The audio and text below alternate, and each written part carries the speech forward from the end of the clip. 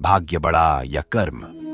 इस दुनिया में दो तरह के इंसान हैं। एक जो यह मानते हैं कि भाग्य वाग्य कुछ नहीं होता और वे कर्म की प्रधानता में ही विश्वास करते हैं। दूसरे वे लोग हैं जो भाग्यवादी हैं, यानी उनका किस्मत कनेक्शन में पूरा भरोसा होता है।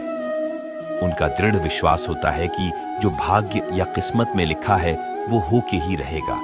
यानी इंसान कर्म और भाग्य की दो धुरियों में घूमता रहता है और अंततः दुनिया से अलविदा हो जाता है। आज का युवा भी यही सोचता है कि बिना कुछ किए ही उसे वह सब कुछ मिल जाए जो वह चाहता है। इस विषय पर अक्सर बहस होती रही है कि आखिर कौन बड़ा है, भाग्य या कर्म। अनंत काल से ही यह बहस का विषय रहा है कि कर्म ज्यादा महत्वपूर्ण है या भाग्य। जब अर्जुन ने कुरुक्षेत्र में अपने स्वजनों को युद्ध के लिए अपने सामने खड़ा पाया तो उसका शरीर निस्तेज हो गया, हाथों से धनुष छूट गया। प्राणहीन मनुष्य के समान वह धरती पर गिर गया। तब भगवान श्री कृष्ण ने उसे गीता के कर्म ज्ञान का उपदेश दिया। भागवत गीता में भगवान श्री कृष्ण भी अर्जुन से कर्म करने की ही बात कहते हैं। अर्जुन को कर्म करने का ही उपदेश देते हैं। श्री कृष्ण कहते हैं कि हे अर्जुन, राज्य तुम्हारे भाग्य में है या नहीं, ये तो बाद की बात है, परंतु युद्ध तो तुम्हें पहले लड़ना ही होगा, कर्म तो तुम्हें करना ही होगा। तुलसीदास जी ने भी श्री रामचरितमानस में कर्म की ही प्रधानता बताई है। कर्म प्रधान विश्व करे राखा, अर्थात युग तो कर्म का ही है, प्रधानता तो कर्म की ही है। कर्म किए बिना कुछ भी संभव नहीं है। एक जंगल के दोनों ओर अलग अलग राजाओं का राज्य था और उसी जंगल में एक महात्मा रहते थे जिन्हें दोनों राजा अपना गुरु मानते थे। उसी जंगल के बीचों बीच एक नदी बहती थी। अक्सर उसी नदी को लेकर दोनों राज्यों के बीच झगड़े फसाद होते रहते थे। एक बार तो बात बिगड़ते बिगड़ते युद्ध तक आ पहुंची। कोई भी राजा सुलह को तैयार नहीं था, सो युद्ध तो निश्चय ही था। दोनों राजाओं ने युद्ध से पहले महात्मा का आशीर्वाद लेने की सोची और पहुंच गए जंगल की उस कुटिया में जहां महात्मा रहते थे। पहले एक राजा आया और उसने महात्मा से युद्ध में विजय का आशीर्वाद मांगा। महात्मा ने कुछ देर उस राजा को निहारा और कहा कि राजन, तुम्हारे भाग्य में जीत नहीं दिखती, आगे ईश्वर की मर्जी। यह सुनकर पहला राजा थोड़ा विचलित तो हुआ, फिर उसने सोचा कि यदि हारना ही है तो पूरी ताकत से लड़ेंगे, परंतु यूं ही हार नहीं मानेंगे, और अगर हार भी गए तो हार को भी औरों के लिए उदाहरण बना देंगे, परंतु आसानी से हार नहीं मानेंगे। ये निश्चय कर वह वहां से चला गया। दूसरा राजा भी जीत का आशीर्वाद लेने महात्मा के पास आया, उनके पैर छुए और विजयश्री का आशीर्वाद मांगा। महात्मा ने उसे भी कुछ देर निहारा और कहा कि बेटा, भाग्य तो तुम्हारे साथ ही है। यह सुनकर राजा तो खुशी से भर गया और वापस जाकर निश्चिंत हो गया, जैसे कि उसने युद्ध तो जीत ही लिया हो। अंततः युद्ध का दिन आया।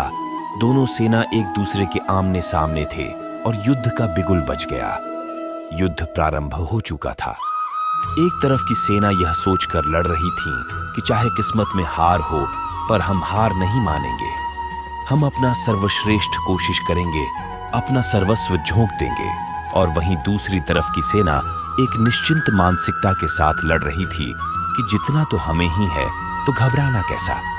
लड़ते लड़ते दूसरी सेना के राजा के घोड़े के पैर का नाल भी निकल गया और घोड़ा लड़खड़ाने लगा, पर राजा ने ध्यान ही नहीं दिया, क्योंकि उसके दिमाग में एक ही बात चल रहा था कि जब जीत मेरे भाग्य में है ही, फिर किस बात की चिंता। कुछ ही क्षण बाद दूसरे राजा का घोड़ा लड़खड़ा कर गिर गया, जिससे राजा भी जमीन पे गिर पड़ा और घायल हो गया और वह दुश्मनों के बीच घिर गया। पहले राजा के सैनिकों ने उसे बंधक बना लिया एवं उसे अपने राजा को सौंप दिया। युद्ध का निर्णय हो चुका था।